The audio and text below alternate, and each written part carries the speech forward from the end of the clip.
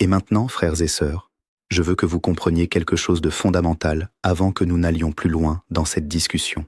Ce que nous explorons ici, ce n'est pas simplement une question de nudité ou d'ablution en tant que rituel mécanique. Non. Ce que nous explorons, c'est la profondeur de notre relation avec Allah subhanahu wa ta'ala, la façon dont notre religion a tout prévu, tout pensé, tout encadré avec une sagesse qui dépasse l'entendement humain. Et c'est là précisément ce qui rend l'islam si extraordinaire, si complet, si vivant dans notre quotidien.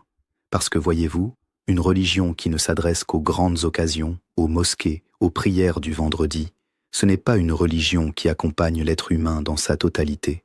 Mais l'islam, lui, descend jusque dans votre salle de bain, jusque dans vos moments les plus intimes, jusque dans les détails que vous pensiez peut-être trop insignifiants pour mériter une réponse divine. Et c'est précisément pourquoi cette question est si belle, parce qu'elle révèle la complétude de notre dîn. Maintenant, revenons au cœur de la question. Nous avons établi dans la première partie que faire ces ablutions en état de nudité est permis dans l'islam, que cela est valide, que le wudu accompli ainsi est pleinement accepté selon le consensus des savants. Mais je veux maintenant aller plus loin, parce qu'une réponse simple ne suffit pas quand on a la chance d'apprendre ensemble.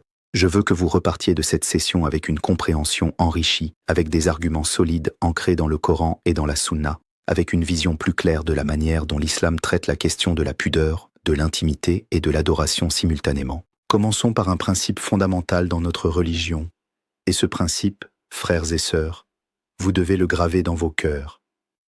Allah Ta'ala dit dans le Saint-Coran, dans la sourate Al-Baqarah, au verset 185, « Allah veut pour vous la facilité, il ne veut pas la difficulté pour vous. » Subhanallah. Ce verset, il ne parle pas seulement du jeûne de Ramadan dans son contexte immédiat. Non. Il pose un principe universel de la législation islamique, un principe que les savants ont nommé le yusr, la facilité. Et ce principe s'applique partout, y compris dans votre salle de bain, y compris sous votre douche, y compris dans les moments où vous vous demandez si ce que vous faites est correct aux yeux d'Allah. Il y a aussi le hadith du prophète Muhammad, paix et bénédiction d'Allah sur lui, rapporté dans Sahih al-Bukhari, où il dit « Facilitez et n'aggravez pas, annoncez la bonne nouvelle et ne faites pas fuir. » Ce hadith, frères et sœurs, est une boussole.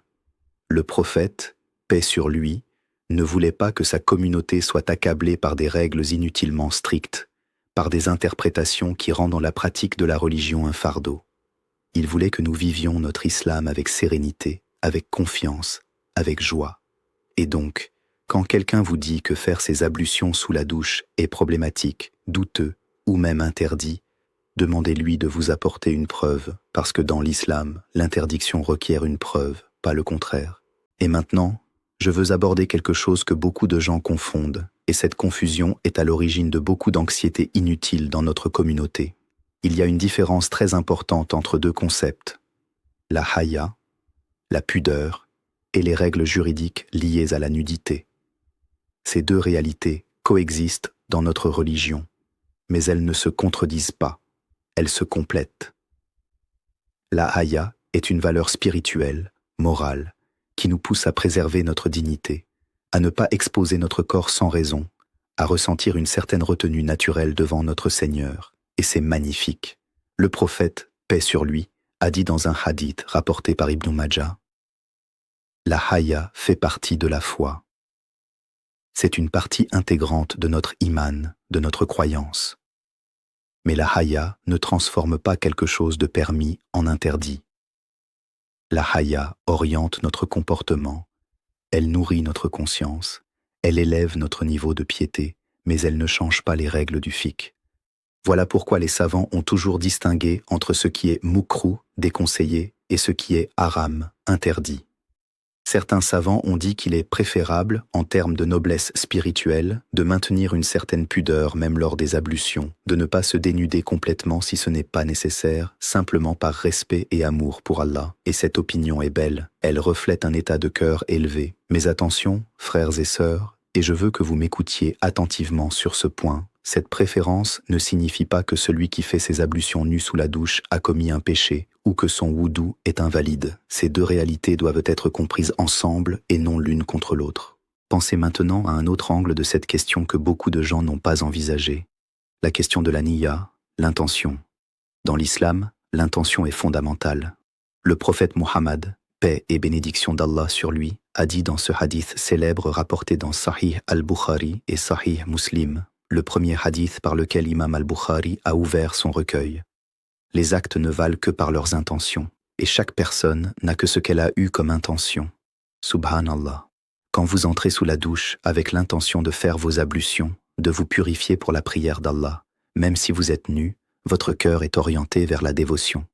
Et Allah, qui connaît les cœurs, qui voit ce que les yeux ne voient pas, Allah sait que vous êtes là dans un acte d'obéissance à lui. Cette intention transforme votre douche en un acte d'adoration. C'est la beauté de l'islam. Maintenant, permettez-moi de vous parler de quelque chose qui est directement lié à ce sujet et qui enrichit notre compréhension. Il s'agit du ghusl, le grand lavage rituel. Le ghusl est obligatoire dans certaines situations, après la junub par exemple, après les rapports conjugaux, après les menstruations pour les femmes ou après l'accouchement. Et le ghusl, par définition, implique de laver l'intégralité du corps. Il est donc évident que le ghusl se fait en état de nudité. C'est une nécessité inhérente à cet acte. Et les savants sont unanimes sur le fait que le ghusl est valide. Personne ne dit que le ghusl est invalide parce qu'on se lave nu. Personne. Et si le ghusl est valide en état de nudité et que le ghusl lui-même inclut le wudu selon certains avis des savants, alors comment pourrait-on dire que les ablutions seules seraient problématiques dans le même état? La logique est claire. Et c'est la logique de la charia. Je veux aussi vous parler d'une chose que nos frères et sœurs chrétiens qui sont parmi nous ce soir peuvent trouver intéressante, parce que nous parlons d'un sujet qui touche à l'universalité de la relation entre l'être humain et Dieu, entre le corps et l'esprit. Dans toutes les traditions abrahamiques, il y a une conscience profonde de la pureté, de la nécessité de se purifier avant d'approcher Dieu. Dans la Bible, dans le livre de l'Exode, par exemple, nous voyons que les prêtres devaient se laver avant d'entrer dans le sanctuaire. Cette idée de purification avant la prière ou avant d'approcher le divin est commune à nos traditions. Ce qui différencie l'islam, c'est la précision avec laquelle ces règles ont été codifiées, la façon dont le prophète Muhammad, paix sur lui, a reçu de la révélation divine des instructions claires sur la manière de se purifier. Et cette précision, loin d'être un fardeau, est en réalité un cadeau, parce qu'elle enlève toute ambiguïté et nous permet de nous concentrer sur ce qui compte vraiment, l'état de notre cœur. Maintenant, je veux aborder un autre aspect de cette question qui est souvent mal compris, et c'est la question de la présence d'autres personnes. La règle selon laquelle on ne doit pas se montrer nu devant autrui, c'est une règle qui concerne la relation entre les individus, pas la relation entre vous et Allah. Quand vous êtes seul dans votre salle de bain, sous votre douche, il n'y a pas d'autre personne dont vous devez préserver la pudeur et protéger les yeux. La awra, la partie du corps qui doit être couverte, est définie par rapport aux autres. L'homme doit couvrir entre le nombril et le genou devant les autres hommes. La femme a une awra plus étendue devant les hommes étrangers, mais face à Allah seul. Face à Allah, votre corps entier est sa création, et il vous connaît dans vos états les plus intimes. Il vous a vu naître. Il voit ce qui est caché dans votre poitrine. Il est Ash-Shahid, le témoin de toutes choses. Et d'ailleurs, frères et sœurs, il y a un hadith extraordinaire rapporté par At-Tirmidhi, dans lequel le prophète, paix sur lui, a recommandé à l'homme de se couvrir lorsqu'il est seul, par respect pour Allah et par sens de la pudeur devant lui. Ce hadith est un conseil de piété avancé, un hadith qui élève notre niveau spirituel, qui nous invite à être conscients de la présence d'Allah à chaque instant. Mais ce hadith, encore une fois, ne transforme pas la nudité solitaire en quelque chose d'illicite. Il nous invite simplement à une conscience plus haute. Les savants ont bien expliqué que ce hadith est dans le registre de la recommandation, du mustahab, et non de l'obligation. Celui qui suit ce conseil est dans un état de piété plus élevé, et c'est magnifique. Mais celui qui n'y parvient pas dans certaines circonstances, comme sous la douche, ne commet pas de péché. Je veux maintenant ouvrir une fenêtre plus large et vous parler de la manière dont l'islam envisage le corps humain en général. Parce que beaucoup de personnes, y compris parfois des musulmans, ont une vision négative du corps. Une vision qui dit que le corps est quelque chose de honteux, quelque chose qu'on doit cacher même à soi-même, quelque chose de problématique par nature. Mais ce n'est pas l'enseignement de l'islam. Allah Ta'ala dit dans le Saint-Coran, dans la sourate At-Tin, au verset 4, « Nous avons certes créé l'être humain dans la plus belle des formes. Laqad khalaqnal insana fi ahsani taqwim. Allah a créé l'être humain dans la plus belle des formes. Votre corps est une création divine, une manifestation de la beauté et de la sagesse d'Allah. Ce corps que vous lavez, ce corps que vous purifiez avant la prière, c'est un don du ciel. Et le respecter, le prendre soin de lui, le purifier rituellement, c'est en réalité une forme d'action de grâce envers Allah qui vous a accordé ce corps. Pensez également à ce que dit Allah dans la sourate Al-Araf, au verset 31. « Ô enfants d'Adam, revêtez votre parure lors de chaque prière. » Ce verset nous commande de nous couvrir pour la prière, pour les moments de dévotion formelle. Mais encore une fois, il s'agit des moments de prière, de dévotion publique ou formelle, pas du moment de la purification en privé, et les savants ont toujours distingué ces deux moments avec précision. La prière elle-même exige que la aura soit couverte, et c'est une condition de la validité de la salate, sur laquelle il n'y a aucun désaccord. Mais les ablutions qui précèdent cette prière, accomplies en privé, ne sont pas soumises à la même condition selon l'avis le plus solide parmi les savants. Permettez-moi maintenant de vous parler d'un autre élément important qui concerne spécifiquement notre monde contemporain, parce que les questions que nous recevons aujourd'hui reflètent des réalités de vie moderne que les savants du passé n'avaient pas nécessairement en tête dans le même contexte. Aujourd'hui, beaucoup d'entre nous vivent dans de petits appartements, dans des espaces limités, où la douche est souvent l'unique espace de purification disponible. Certains d'entre nous vivent dans des pays non musulmans où les infrastructures et les salles de bain ne sont pas conçues selon les standards islamiques. Certains d'entre nous ont des horaires très serrés, des familles à gérer, des prières à ne pas manquer. Et dans ce contexte, la question de savoir si on peut faire ses ablutions directement sous la douche, sans se rhabiller entre le lavage et les ablutions, est une question profondément pratique, profondément humaine. Et l'islam répond à cette réalité avec la même générosité qu'il a toujours eue envers les êtres humains dans leurs circonstances de vie. Notre religion a été révélée pour tous les temps, pour toutes les cultures, pour toutes les réalités sociales. Le prophète Mohammed, paix et bénédiction d'Allah sur lui, a dit dans un hadith rapporté par Imam Ahmad, « Cette religion est facile et elle ne durcira pas envers quelqu'un sans le dominer. Donc visez juste, approchez-vous autant que possible de la perfection et recevez de bonnes nouvelles. Subhanallah. Visez juste, approchez la perfection, mais ne vous infligez pas une rigueur que la religion elle-même ne vous impose pas. C'est un message d'équilibre, de sagesse, de miséricorde. Et là, frères et sœurs, je veux vous parler d'un concept qui est très important dans notre fiqh, notre jurisprudence islamique. C'est le concept de tahara, la pureté rituelle. La tahara a deux dimensions. La tahara hissiya, la pureté physique, le fait de se laver, d'enlever les impuretés du corps, et la tahara manawiya, la pureté spirituelle, l'état de cœur dans lequel on approche Allah. Ces deux dimensions sont liées, elles se nourrissent l'une l'autre. Quand vous faites vos ablutions, vous ne faites pas que laver votre visage, vos mains, vos pieds. Vous renouvelez votre état de pureté devant Allah, vous vous préparez à vous tenir en sa présence lors de la salate. Et cette préparation, elle dépasse le simple geste physique. Elle est une déclaration de votre intention d'être pur devant votre Seigneur. C'est d'ailleurs pourquoi les savants ont dit que le wudu a une dimension de dhikr, de souvenir d'Allah. Chaque étape des ablutions peut être accompagnée d'invocations, de la bismillah au début et de la shahada à la fin.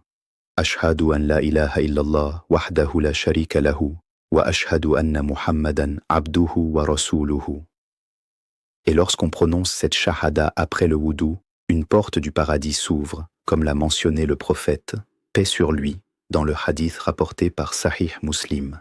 Est-ce que cette porte se ferme parce qu'on était sous la douche? Non, frères et sœurs. La validité de vos ablutions ne dépend pas de l'endroit où vous les avez faites, ni de l'état dans lequel vous étiez à ce moment, du moment que les conditions du wudu sont remplies. Et quelles sont ces conditions, justement? Parce que je veux que vous soyez armés de la connaissance. Les conditions du wudu sont claires et bien établies par les savants. Il faut que la personne soit musulmane, que l'eau soit pure et purifiante, que l'eau atteigne toutes les parties du corps à laver, que rien ne bloque le passage de l'eau sur la peau, et que la niyya, l'intention, soit présente. Vous le voyez, nulle part parmi ces conditions, il n'est mentionné que la personne doit être habillée, ni même partiellement couverte. La nudité n'invalide pas le wudu. Et cette conclusion n'est pas une opinion marginale ou douteuse, elle est le résultat d'une analyse sérieuse du Coran, de la Sunna et du consensus des savants à travers les siècles. Maintenant, je veux vous parler d'une réalité que certains d'entre vous connaissent de bien, surtout les frères et sœurs qui ont grandi dans des pays non musulmans ou qui vivent dans des environnements mixtes. Il arrive parfois que des questions simples comme celle-ci deviennent des sources d'anxiété, de doute, de ce que nous appelons en arabe le waswas, les murmures du shaitan. Le shaitan, frères et sœurs, est notre ennemi déclaré, et l'une de ses stratégies préférées est de nous plonger dans un état de doute perpétuel sur la validité de nos actes d'adoration. Il vous chuchote, ton wudu n'était peut-être pas valide, tu étais nu, tu n'avais pas l'intention correcte, peut-être que tu as touché quelque chose d'impur, et ainsi de suite. Et si vous l'écoutez, il ne s'arrêtera jamais, vous serez pris dans une spirale de réablution, de doute, d'angoisse qui ne viennent pas d'Allah, mais du shaitan lui-même. La règle en islam face au waswas est claire. La certitude ne peut pas être annulée par le doute. Si vous avez fait vos ablutions sous la douche et que vous avez lavé les parties du corps requises avec de l'eau pure, votre wudu est valide. Point. Ne laissez pas le shaitan vous voler la paix que vous donne votre religion. Le prophète, paix et bénédiction d'Allah sur lui, a dit dans un hadith rapporté par Muslim: si l'un d'entre vous ressent quelque chose dans son ventre et qu'il ne sait pas si quelque chose est sorti de lui ou non, qu'il ne quitte pas la mosquée avant d'entendre un son ou de sentir une odeur. Ce hadith enseigne que dans le doute, on reste sur la certitude, et si votre wudu est certain, le doute ne l'invalide pas. Parlons maintenant d'une question que certaines sœurs parmi vous se posent peut-être en relation avec ce sujet, et c'est la question du maquillage ou des vernis à ongles. Parce que parfois, sous la douche, une sœur va faire ses ablutions et se demander si son vernis à ongles a empêché l'eau d'atteindre ses ongles. Et là, frères et sœurs, nous sommes dans un sujet connexe mais différent. Le vernis à ongles conventionnel crée effectivement une barrière imperméable sur l'ongle. Et si cette barrière empêche l'eau d'atteindre l'ongle, alors le wudu sera invalide sur ce point, non pas à cause de la nudité, mais à cause de l'obstacle physique. Voilà pourquoi certains fabricants ont développé des vernis à ongles perméables, spécifiquement pour permettre aux musulmanes de faire leurs ablutions. Cela dit, les savants ont des avis différents sur cette question, et le sujet mérite une discussion à part entière. Je mentionne cela simplement pour montrer que la question n'est pas « était-on nu ou non ?», mais « l'eau a-t-elle atteint les parties requises ou non ?» Et ce point me ramène à l'essence de ce que je voulais vous transmettre ce soir dans cette deuxième partie de notre discussion. L'islam est une religion qui regarde les réalités essentielles, pas les apparences superficielles.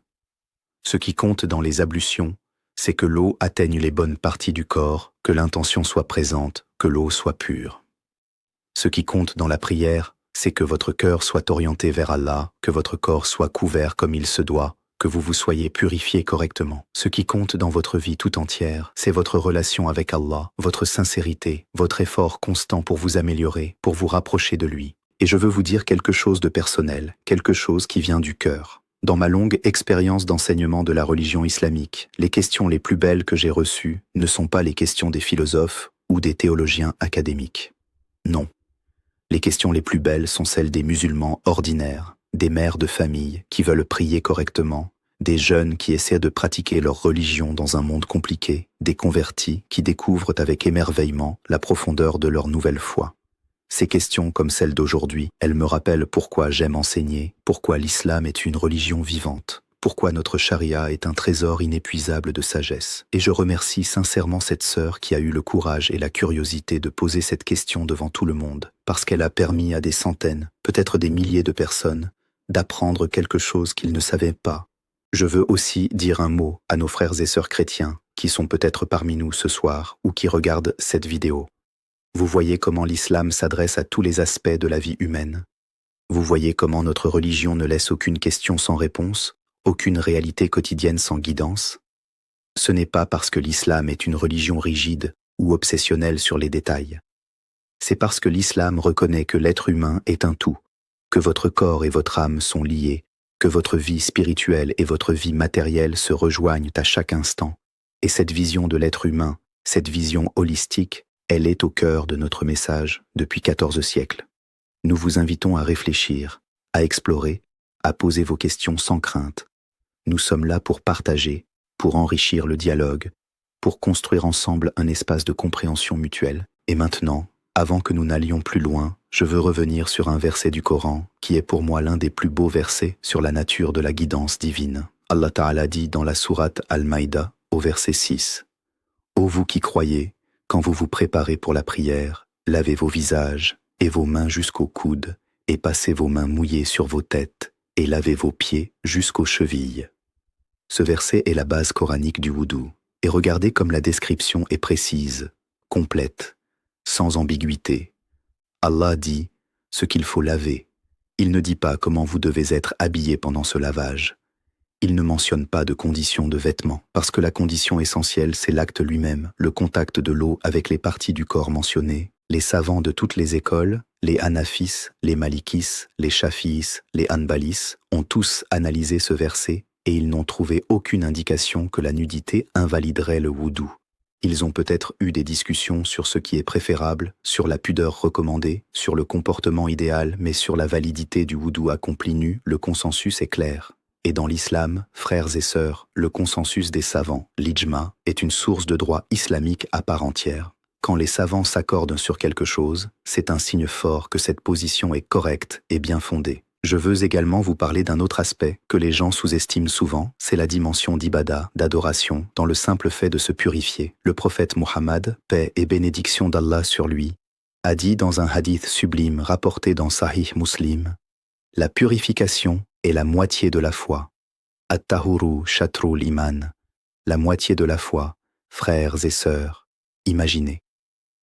Quand vous faites vos ablutions, que ce soit sous la douche, à l'évier, au robinet, vous êtes en train d'accomplir quelque chose qui représente la moitié de votre foi.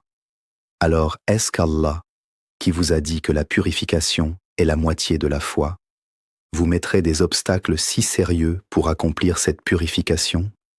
Non.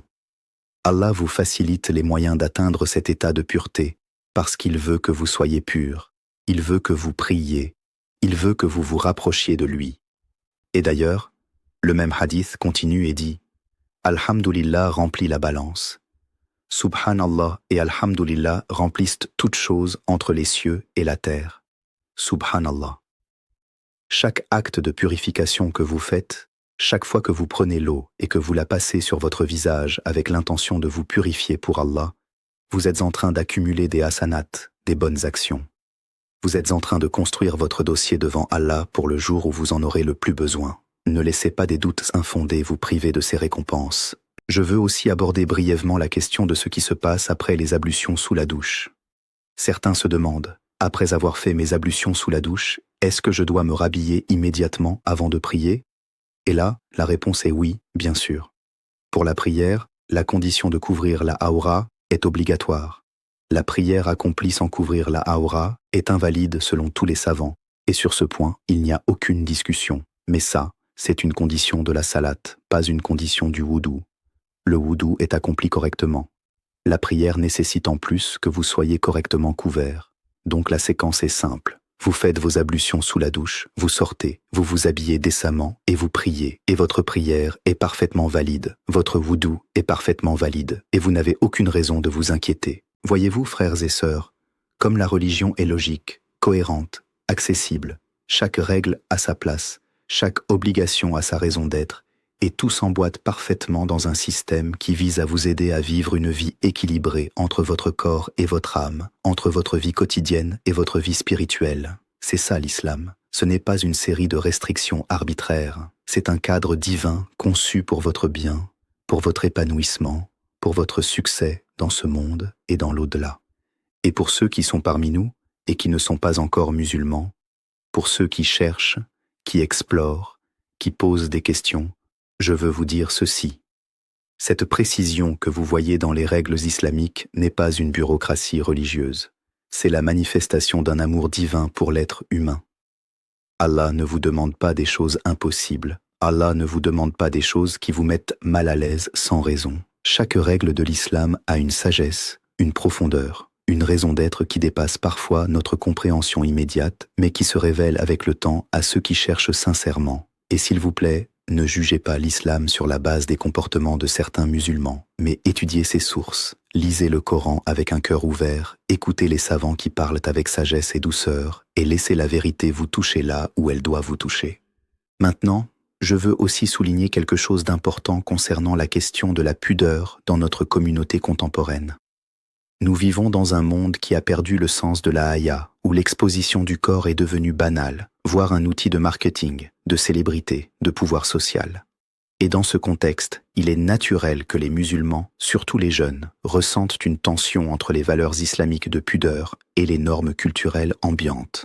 Cette tension est réelle, et je veux vous dire que cette tension, si elle est gérée avec sagesse, peut être une source de force. Parce que quand vous choisissez la haya dans un monde qui la rejette, vous faites un choix conscient, un choix qui affirme votre identité, vos valeurs, votre attachement à Allah.